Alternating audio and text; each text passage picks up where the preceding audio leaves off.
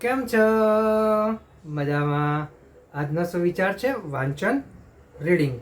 આ સુવિચાર અમેરિકાના એન્ટરપ્રિન્યોર, લેખક અને મોટિવેશનલ સ્પીકર એવા શ્રી જીમ રોન સાહેબે ખૂબ જ સારી રીતે લખ્યો છે.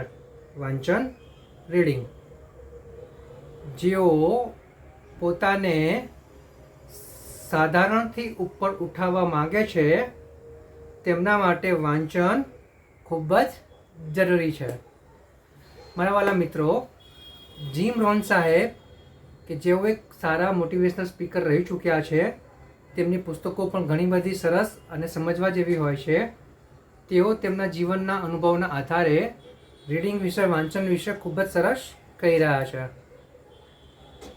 જે વ્યક્તિએ સાધારણથી અસાધારણ બનવું હોય, ઓર્ડિનરીથી એક્સ્ટ્રા ઓર્ડિનરી બનવું હોય, તો તેમણે વાંચન જરૂરી કરવું પડશે. આપણે સારા સાચા મહાન માણસોની આત્મકથાઓ વાંચીએ, એક સારું અને સાચું જાણકારીવાળું વાંચીએ, જીવન ઉપર કંઈક સારું હોય તેવું વાંચીએ. આ બધા જ પ્રકારના વાંચન આપણને આપણા જીવન વિશે માર્ગદર્શન આપે છે, આગળ વધવાનો રસ્તો બતાવે છે અને આપણને આગળ લઈ જાય છે.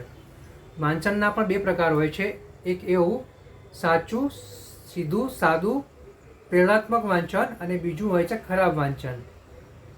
તો જે વ્યક્તિ સારું અને ખરાબ વાંચન વચ્ચેનો ભેદ પારખી જાય છે અને સારા વાંચન ઉપર ધ્યાન આપે છે, ફોકસ કરે છે, સારું વાંચન કરે છે, તે 100% પોતાના નક્કી કરેલા સારા અને સાચા લક્ષ્યો સુધી સંતોષપૂર્વક પહોંચી શકે છે.